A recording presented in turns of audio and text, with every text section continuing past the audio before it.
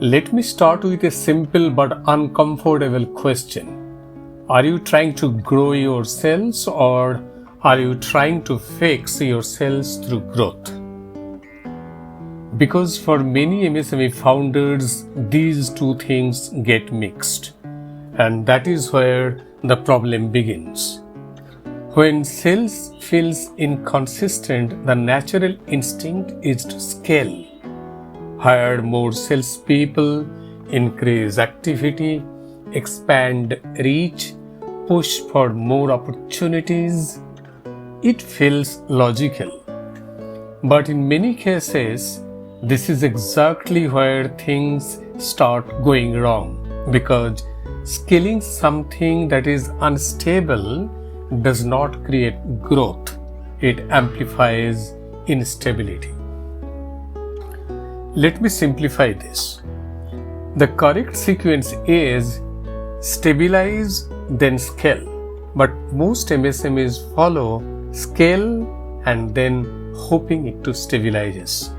And that reversal creates pressure across the system. Because when you scale without clarity, more people create more variation. More activity creates more noise.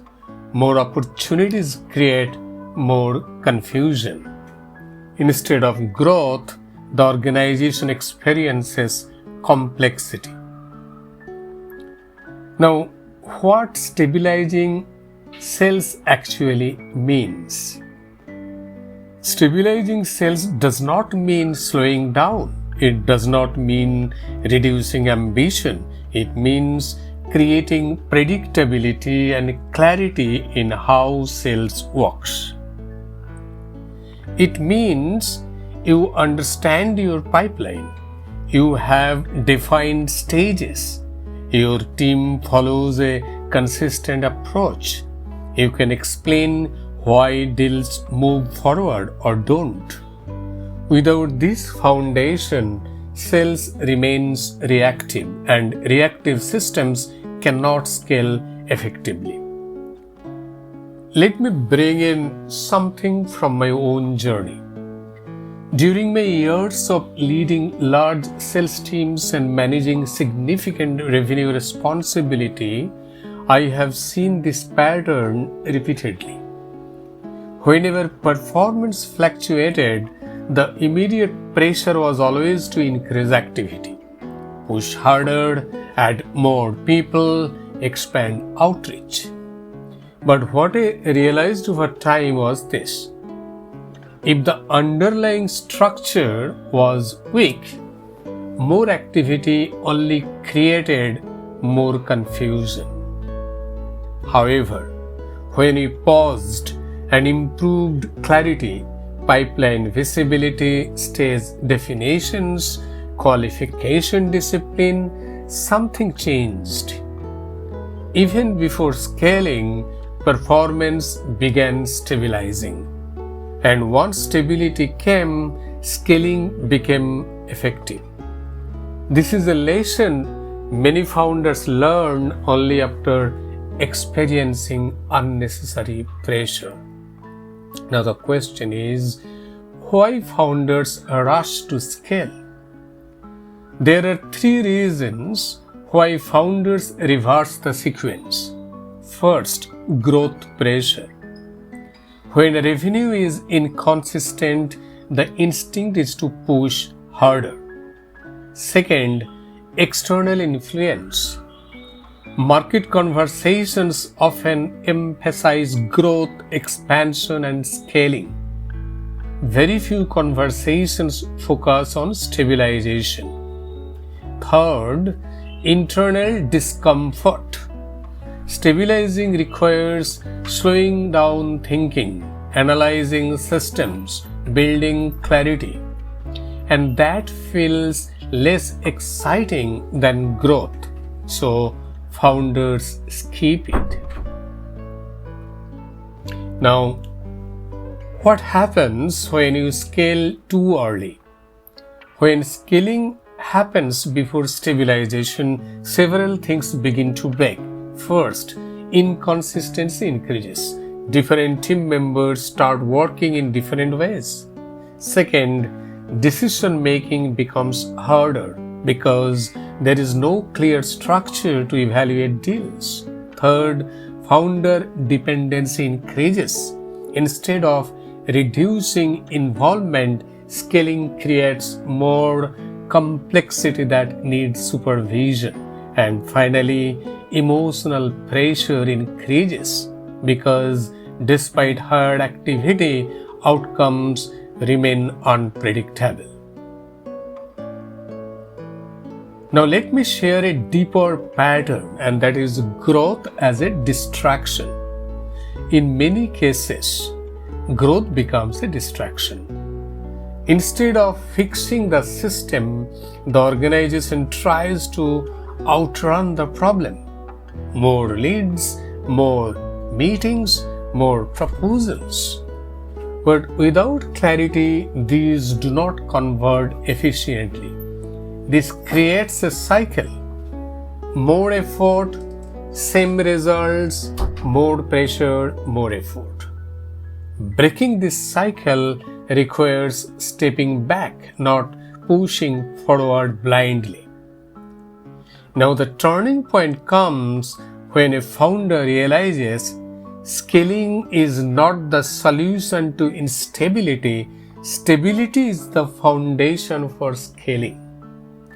Let me say that again. Scaling is not the solution to instability. Stability is the foundation for scaling. This is a subtle shift, but a powerful one, because now the focus changes from how do we grow faster to how do we make our sales system clearer. And once clarity improves, growth becomes a natural outcome. Now, let me share the 3 indicators you are ready to scale.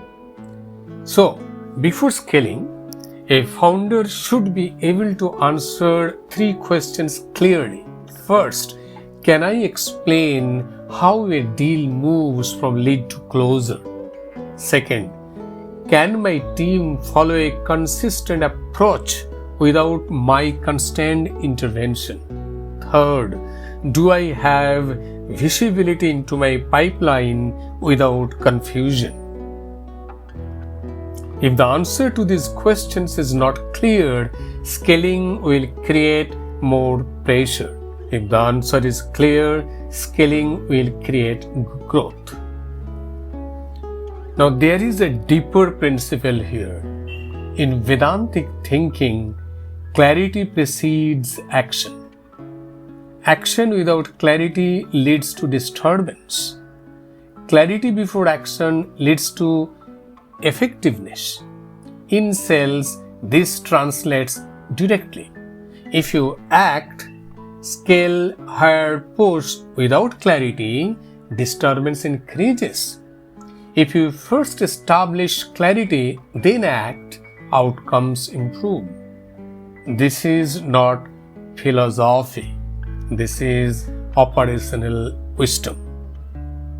Now, let me share what stabilization feels like. Stabilization doesn't feel dramatic, it feels calm. Conversations become clearer, decisions become easier, the team becomes more aligned, the founder feels less reactive. Nothing looks extraordinary, but everything feels more controlled, and that is the foundation on which scaling becomes meaningful. Growth is important, scaling is necessary, but sequence matters. If you scale before stabilizing, you amplify chaos. If you stabilize before scaling, you enable growth. The question is not whether you should grow, the question is whether your system is ready to support that growth. Because in the end, sales does not scale through effort, it scales through clarity. If this episode made you pause and reflect on whether your sales system is truly ready for growth, consider sharing it with another founder or sales leader who might be in the same page. You can also follow the MSME Growth Hub podcast as we continue exploring how to move from reactive sales to structured growth. Thank you.